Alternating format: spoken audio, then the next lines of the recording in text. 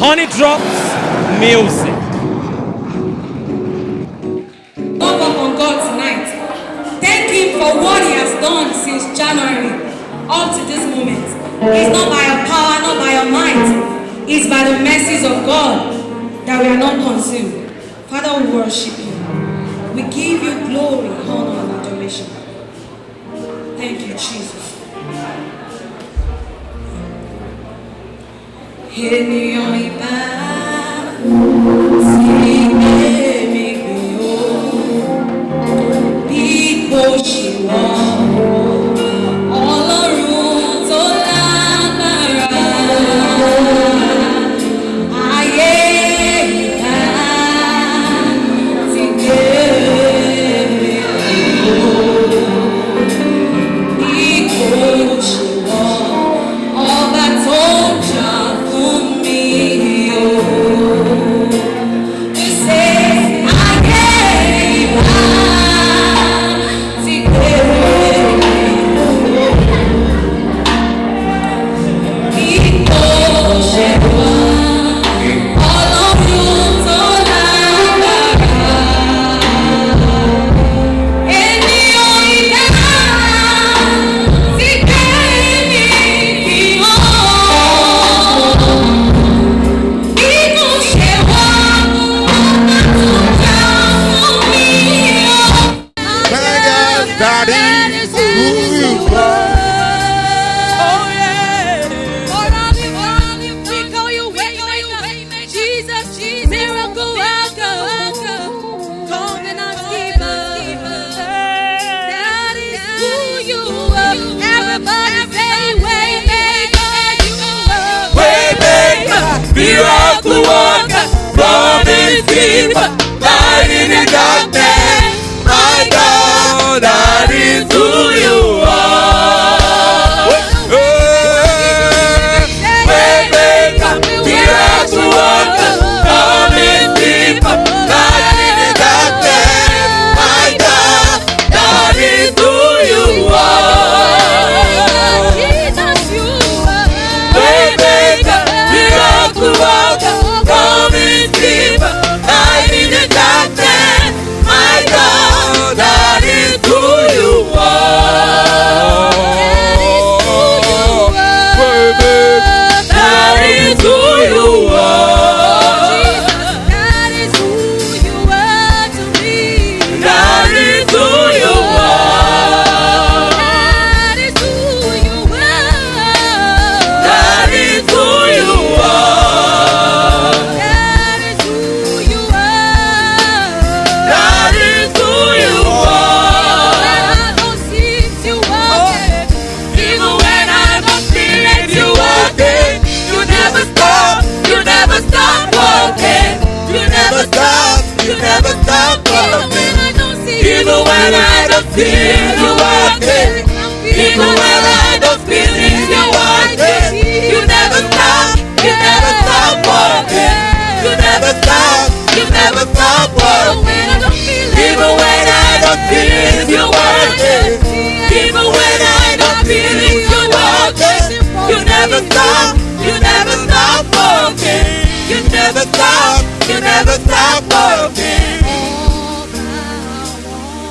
Only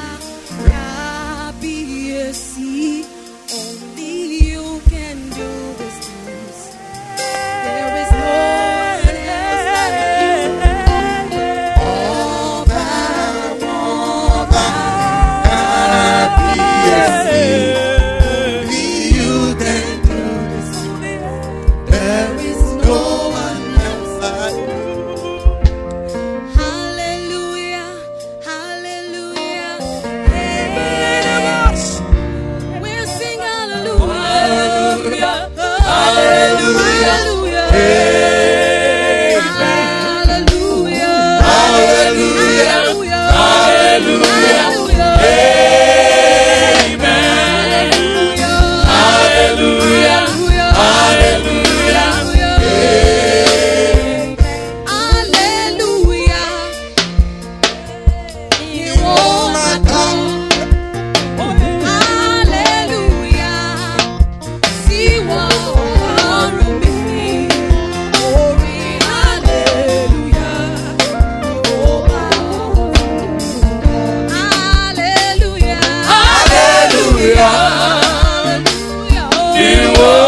gbọ́. Hallelujah, ìwọ Ọlọ́run mi. Orin hallelujah ni ó bá wọn kọrin wá. Hallelujah, ni ó máa kọ́. Hallelujah, ìwọ Ọlọ́run mi. Orin hallelujah ni ó bá wọn kọrin wá.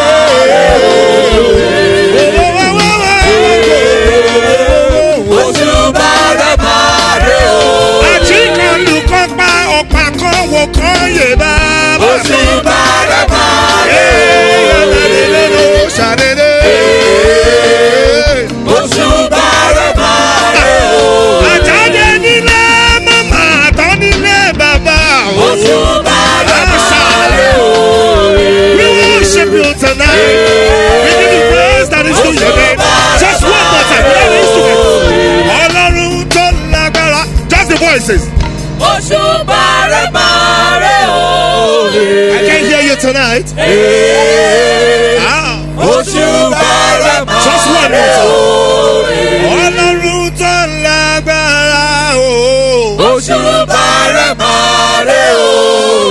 You sound so good tonight.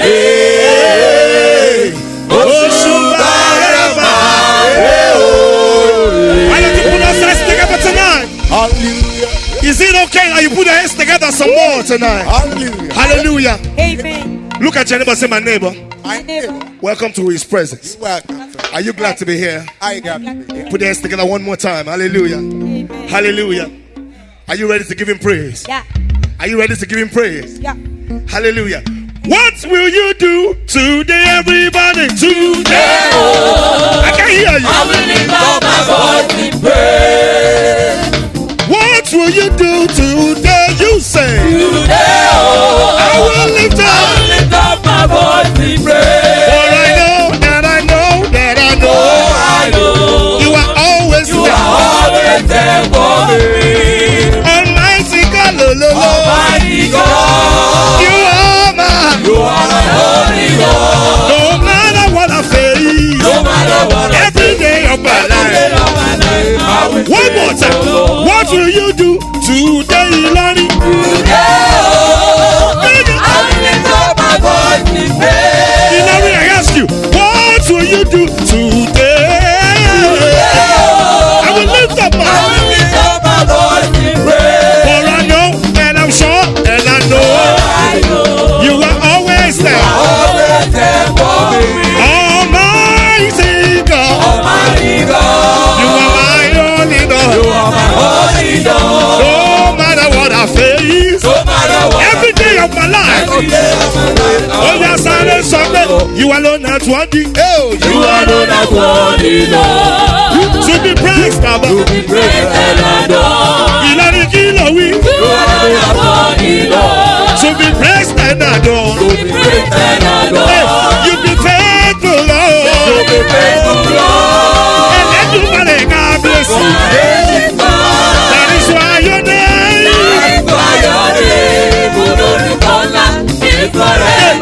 You alone are worthy, Baba. Oh yeah, you do an job. You alone are worthy, Lord.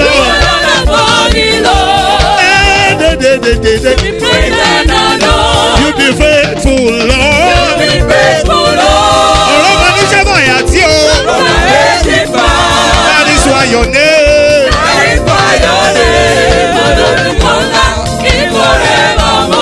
Somebody there, receive my praise, oh Lord. Receive my praise, oh God. All the glory and honor I bring unto you.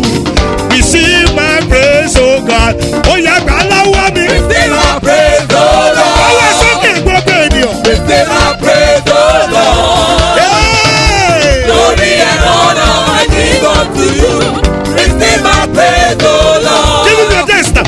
Receive my praise, oh God. Ìwọ nìkan ló ní gbogbo fẹ́yẹ̀. Glory and honor I give unto you. Receive my praise, oh God.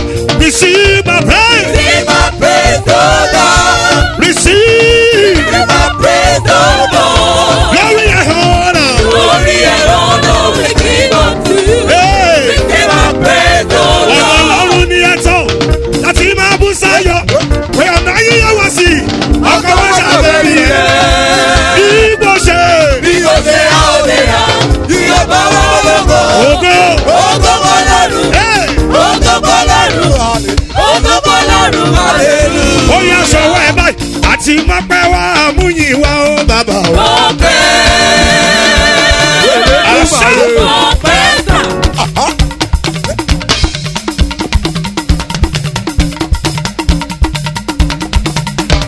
Ayérayé ọba mímọ́ tí gbẹ̀bí mímọ́ tó fi mímọ́ jù ọ́.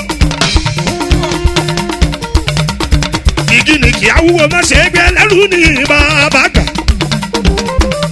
Ọba tapẹ̀ lájò tó já wà nílé kábíyèsí mo ṣe ìbàrẹ̀ ọlọ́run o. Òṣè ẹlẹ́burú ìkẹ́ apàdé ajínigbé òrọ̀ ọmọ oníṣẹ́ fàyàtì. Ọlọ́run yín kọ́ sọ́lá gbé ọ̀gá àti pọ́pẹ́ wá mú yìí. Ọpẹ́, Bàbá ọpẹ́ sà. ìjọ ẹ̀rọ.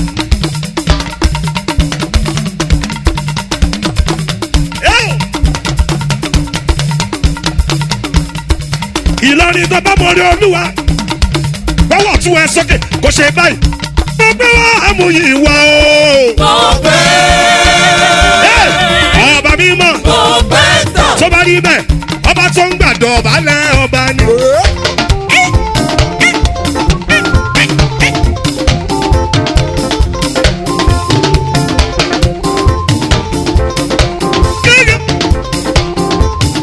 Ọba tó ń gbàdọ̀ ọba lẹ́ ọba ni. Ọba tó ń gbàdọ̀ ọba lẹ́ ọba ni. Èmi ṣe kábíyèsí rẹ̀ ọba tó gbàdọ̀ ọba lẹ́ o. Ọba Ọba tó tó gbàdọ̀ balẹ̀ ọba. Ìlọrin pariwo kí n gbọ́. Ọba tó gbàdọ̀ balẹ̀ ọba. Ọba ọba o. Ọba tó gbàdọ̀ balẹ̀ ọba. Hey! Èmi ṣe kábíyèsí rẹ̀. Ọba tó ń gbàdọ̀ ọba lẹ́ ọba. Ọba tó gbàdọ̀ balẹ̀ ọba. Ọba tó gbàdọ̀ balẹ̀ ọba. Ọba tó gbàdọ̀ balẹ̀ ọba. Èmi ṣe kábíyèsí rẹ̀. Bàbá ó gba ẹgbẹ̀rún mẹ́tẹ̀ẹ̀ta. Yíbọ̀. Nínú iná ìlẹ̀rú. Ebùkẹ́ni Lẹ́sàrì ó bẹ̀rọ̀ kó jẹ. Ọlọ́run ló bá wí jọ. Mi ò jẹ́ yájú sábà tó lẹ̀ ní ìlú. Èmi ṣe kábíyèsí rẹ̀. Ọba tó gbàdọ̀ balẹ̀ ọba. mi ò gbọ́. Ọba tó gbàdọ̀ balẹ̀ ọba. Ọba tó gbàdọ̀ Ọba balẹ̀. tó gbàdọ̀ balẹ̀ ọba. Hey! Èmi ṣe You kábíyèsí are rẹ̀. who you are. yesterday, today and forevermore. What you say is what you do. Ọlọ́run, you never fail, you never change. You are faithful till the end. Faithful God, I worship you. I worship you. Everybody lift your voice and sing it. You are too faithful to fail me. You're too faithful to disappoint me. You're too faithful to disappoint me. You have proven yourself in my life. You say, Proven yourself in my life. and I've come to realize. Come to realize. Hey, You're too faithful to fail me. kí la fi sàn jàwọ́ tí kò tí ì pa. Ọlọ́run ọmọ. Bàbá ló ṣàbò àlàáfíà wa. Ìyẹn lọ́mọ tó gbà wá lọ́wọ́ ewu. Ẹ̀kọ́ ní ìsólùtọ́jú wa. Pariwo! Hallelujah! Ògo ni fún bàbá bá. Jésù! Àbíkọ́ ìlú ní Ọlọ́run. Aláyè! Aláyé ni ó yọ bó ti yẹ. Hallelujah! Ògo ni fún bàbá bá. Ìdí mo sì bí ní pé àná sí Hallelujah! Everybody! Àná sí hallelujah! Jehovah! Jehovah Oh! Ìdí mo sì àṣàlà Àná sí hallelujah! àná sí. Àná sí hallelujah! One more time, just once more. Jehovah Sing it out. Ìdí mo sì bí ní pé.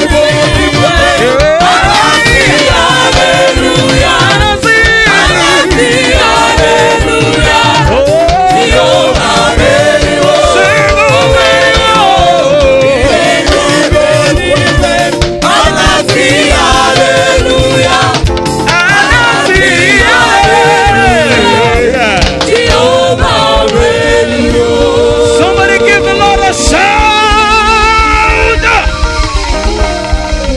Give the Lord a shout! Hallelujah. Pull those beautiful hands together for Jesus.